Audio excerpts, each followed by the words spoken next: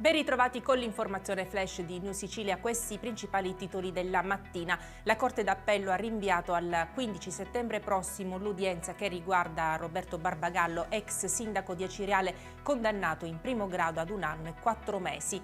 La notte scorsa un incendio di matrice dolosa ha distrutto 2 auto in dotazione della Polizia Municipale di Campobello di Mazzara nel Trapanese, indagini in corso. Custodia cautelare in carcere per Antonino Ciaramitaro, commerciante Villa Batese di 47 anni, titolare di un negozio di abbigliamento, protagonista di un episodio estorsivo. Incidente sulla A18 all'altezza di Giarre, 2 i feriti dopo un testacoda grave, coppia in prognosi riservata a Catania.